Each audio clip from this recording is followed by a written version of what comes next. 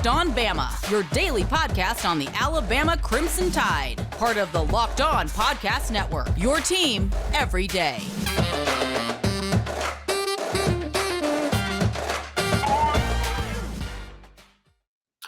Hey, everybody, and welcome back into Locked On Bama. Luke Robinson, that's me. Jimmy Stein, that's him. Jimmy, how are you today? That's me. I'm good. Game day, basketball. As we record this, basketball late this evening, and a lot of football talk because football stuff is happening. And gosh, we're less than a month away from spring practice. That's pretty exciting. Yeah, let's first of all, Alabama baseball. Yep. He's off, pitches, whatever baseball does. About noon today, so good for them. And they start off the season 3-0, and they travel to number one Texas this weekend. We'll talk about that maybe later in the week. But for now, Jimmy, it's Jaleel Hurley Day, 4:30 p.m. Central.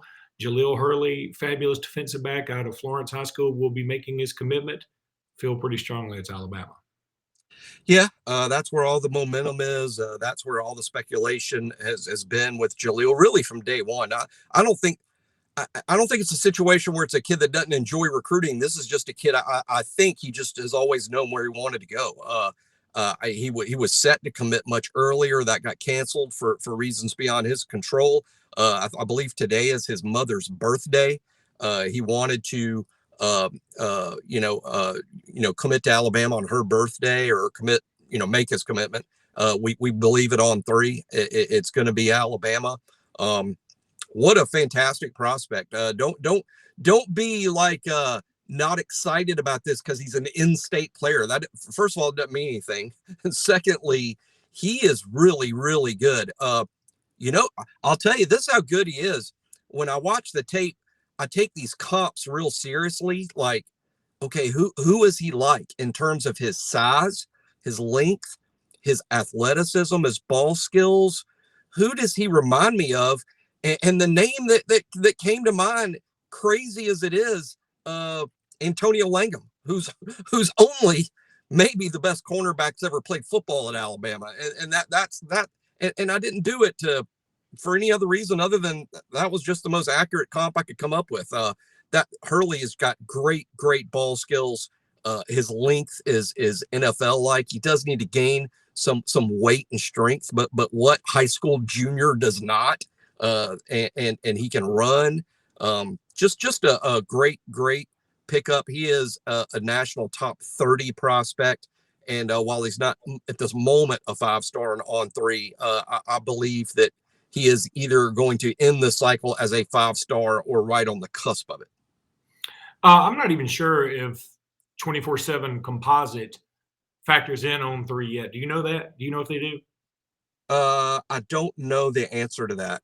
Okay. I know on 3 consensus does weight 24/7. This doesn't mean anything, but people that are really into the rankings should know this. The on 3 consensus gives equal weight to all the major services that rank. 24/7 and some others, they have a different formula where they give more emphasis to their own ranking, which is fine. I'm not dogging them. I'm just explaining what the process is. And at on 3, we give equal weight to all the services. That's different for the others, but Hurley is a big time prospect per everyone's opinion. And what I always say whenever there's a debate about it, I'm like, watch the tape. Yeah, watch the tape is always something good to do. That's what Alabama did. He is 6'2", 170. And when you think 6'2", 170, you might think it's a little slight. It's not, especially not for a cornerback, I wouldn't think. 24/7 has him as the national player number 22, the number 4 cornerback in the country, the number 4 player in Alabama. The composite. The 24/7 has him number 32 player nationally, number 4 cornerback, number 4 player in Alabama. Again, we've talked about this several times. It is an absolute banner year in the state. So, yeah, getting Jaleel Hurley off the board is nice, and having that little notch in the bedpost. There's got to be a better way to say that, right? Yikes. Boy, that Nick Saban will do anything to get a Jimmy, let's go ahead and I want to tell everybody about Bet Online. Football might be over for this season, but it's not. Football's never over, by the way. It's recruiting season. But basketball is in full steam for both pro and college hoops. From all the latest odds, totals, player performance props to where the next fired coach is gonna land, BetOnline.net is number one spot for all your sports betting needs.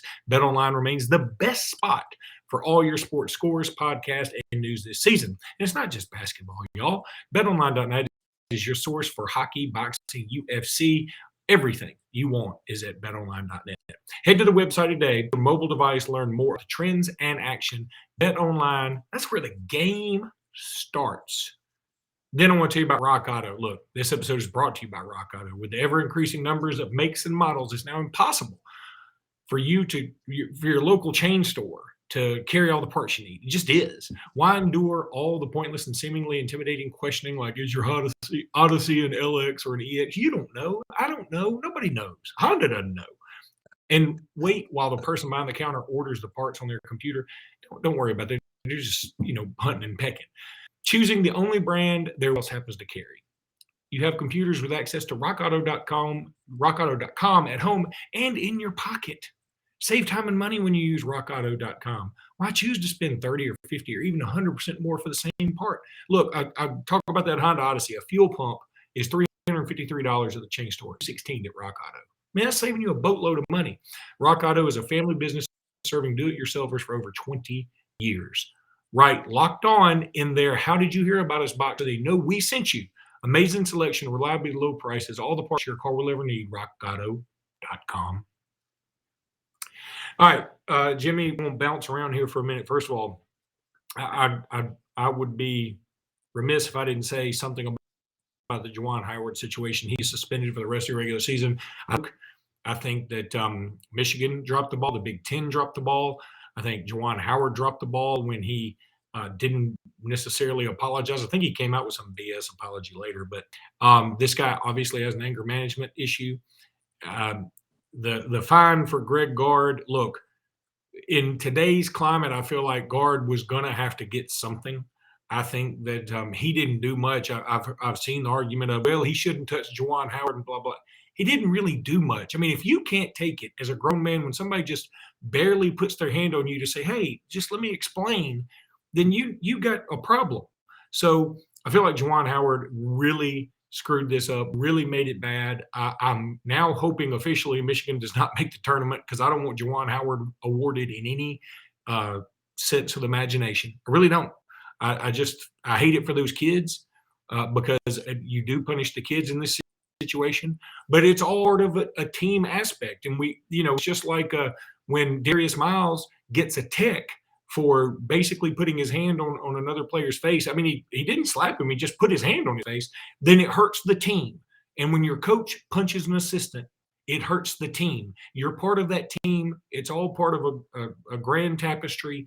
And I feel like Michigan and the Big Ten really dropped the ball here. I'm all right with it. I'm not applauding it, or I don't really have a strong opinion. I think that it's fair. It could have been more harsh, and had Michigan fired Juwan Howard, I wouldn't have felt that was overreaching. The only thing I would have been upset about is if the punishment was less than what it is. I also disagree one slight, not a lot, but the more I watched it and the more I heard discussion by the talking heads yesterday on ESPN and elsewhere, I'm not saying Greg Gard instigated it. No. Yesterday was Saturday was Juwan Howard's fault. But I don't think Gard conducted himself well at all. And Juwan Howard was ready to give him the cold fish handshake and move on. And Gard, when I say grabbed him, that sounds more intense than it was. Gard would not let it go. Gard wanted to explain himself right then and there in the handshake line, and that was a mistake. That poured some gas on a brewing fire. And I didn't like Gard or Wisconsin's statements afterwards. and guard was punished. I believe, I think guard was fined or something. I mean, he did get some level of punishment, but again, none of that's to excuse Juwan Howard. What happened was 100% his fault. He richly deserves this suspension. But in terms of whether there needed to be further punishment, I don't know. Seems pretty significant. Well, here's my take. First of all, I agree with you on guard. I don't think he handled it very well at all. And I think Wisconsin's explanation of it was just be the bigger university. Just say, look, this was so unfortunate. We apologize for our role, or something like that. It really seemed a little smart alecky, their apology. Yeah. I don't have it in front of me, but and guard did not handle himself well, and I'm fine with his being fine. I feel like everybody got the floor of the punishment here, not the ceiling. The ceiling would have been Juwan Howard fired and guard suspended probably 2 or 3 games. The floor was what they got. You can't suspend Juwan Howard a game or something for this. But I think where the answer should have been was he doesn't coach anymore this season. That would be my answer. I would have been, again, firing him seems like, boy, I wouldn't say it's reaching, but I would say, okay, man, they sent a pretty clear message. That's pretty tough. The other thing to remember is Juwan Howard's done this before. This is not a first-time incident. So anyway, let's move on to something else here, Jimmy. There are rumors abound about Alabama's strength and conditioning team. Ray and Ballou. Am I saying that right? Yeah, Ballou. Okay. Yeah. They may be bolting, and there are certainly rumors abound. A couple of things. First of all, what's your thought on that? I mean, would that be a huge loss? And secondly, if they were to leave, where would Alabama turn?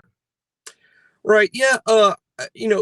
It would be a huge loss in the sense that I think Dr. Ray and Ballou they're really good at their job. I think they're among the very best strength coaches in the country that work in college football.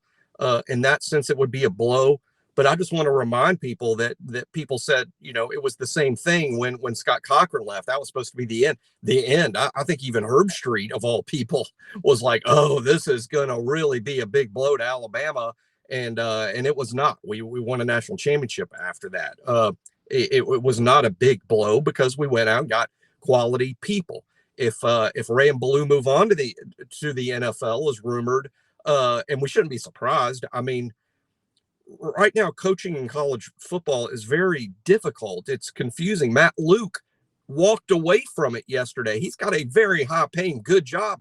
He just walked away from it, just simply because coaching in college sports right now is extremely frustrating. There's no real rules. There's no real enforcement mechanisms. The recruiting calendar is terrible. So should we be surprised? No, I won't be surprised at all. And in terms of a replacement, at what point are we going to trust Nick Saban to replace an ace with an ace? Because he's just done it consistently for 15 years. So I know myself, as a huge fan, I wouldn't worry. I'm not worried about it one bit either way. I'm not going to worry about it. Look, if Nick Saban came out today and said, you know what, guys, I was thinking about this. I can actually save us a bunch of money. The Planet Fitness is running a special, $10 a month. I'm getting every player's Planet Fitness memberships, and they're on their own. I would trust Nick Saban to do that. And Nick Saban could be like, I saw the commercial, Dennis Rodman, Lindsay Lohan at Planet Fitness. If it's good enough for Rodman, it's good enough for Bryce Young. So, Jimmy, let's go ahead and take a break. When we come back, we'll talk a little bit about this Vandy game tonight. Awkward pause for those in video, regular pause for those on podcast. Jimmy, tonight Alabama plays Vandy. Is typically a nightmarish haunted house. It's oddly built. The benches are at the baselines. It all sucks. I mean, they got to do something new, just like we do. I've been to Memorial a few times. Don't like it at all. And Vandy's got arguably the second or third best player in the SEC, and Scottie Pippen Jr., who is lighting it up right now. He lit Auburn up, and Auburn's got a good defensive team. This is a must win, though. Alabama's a 4-point favorite. I say must win, and that, boy, we throw that term around a little bit too much, but I think it's a must win in this sense. Man, we need this win like we needed Ole Miss. That was also a must win. We just need it for the confidence. Because, see, if we win this one, I think we go on a 3-game streak. We play a South Carolina team that's tough, but we play them at home. Then we play an A&M team that is just in a free fall. And then we go to LSU, and LSU is not exactly lighting it up either. I mean, we could be on a 3 or 4-game winning streak heading into the SEC tournament, and it all starts tonight. And I think that you got to get a win like this over a team you should beat. You're a 4-point favorite on the road. Go get the win. Yeah, absolutely.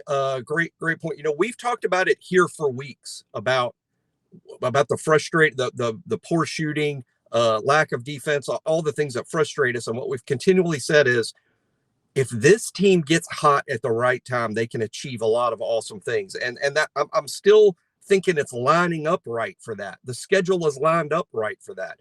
But there's only 4 games left before the postseason starts. If Alabama doesn't get hot tonight, you start running out of time unless there's just a switch that's going to be turned on at the SEC tournament. And I wouldn't be comfortable with that. What I would love is for Alabama to be playing its best basketball going into the postseason. So that has to start soon. And tonight would be a good time. Tonight would be a huge time. And I think that it's crucial to get started tonight. And it's big, again, just from a confidence standpoint. I mean, we got to know we can go to a place like this and win. It won't be full. It won't be close to full, I'm sure. They're giving tickets away practically on StubHub, I saw. And it's a funky-looking gym that's kind of different, and we don't play in it every year anymore. So really, it's a great way to get ready for the SEC tournament because Tampa is probably not – I mean, Gainesville's the closest place to Tampa in the SEC.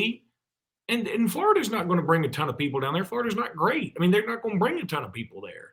Kentucky's going to travel. I think Auburn will travel pretty well. But other than that, I mean, there's just not – Tampa's going to be sort of empty, I think, until the last couple of rounds. And then, of course, in the first round of the NCAA tournament, those arenas are typically not full either. So it's a good experience to be in this situation because, look, everybody talks about how intimidating it is to play in a full stadium, this raucous crowd. Let me tell you something. It's almost just as bad to play in an empty stadium. Yeah. It's not what these guys are used to at this level. And it is going to be a different atmosphere. It always is at Vandy. It's sort of like playing in Foster Auditorium, really. You kind of feel like you're taking a trip back in time whenever you play there. But regardless of the vibes or the haunted house, the real problem is Scottie Pippen. It's Jordan Wright, I think the other guard. They got a big 7-foot post player. Stackhouse has improved this team. They were sort of a mess a couple of months ago. Now they're playing well. Pippen scored a bunch, like you said, against Auburn. Pippen's a really, really good player, and he gives us the kind of trouble we've been having trouble with. I mean, he's a tough physical guard that's not so much going to light us up from 3 so much as he's going to get to the rim and sort of be all over the place and be a guy that's just constantly disruptive on defense and a guy that's going to get to the rack, get his teammates involved. Good player, and he's got a good backcourt mate and a 7-footer in the post. This is a legitimate, good basketball team. Don't let the record fool you. They've been much better over the past 5, 6, 8 games. Good team. It'll be a difficult road win. And we need to check their net. They were right on the cusp, Luke, of top 75, which would make it on the road a quad 1 win. So that would be a nice pickup. And our plan is to do a show for tomorrow directly after the game, assuming we can both stay up that late. That's our plan. I will stay up. I'll stay up, no problem. Will I be fit to broadcast? That's another question. All right, buddy. That's going to do it for today's episode. Until tomorrow, roll tide, everybody. Roll Tide.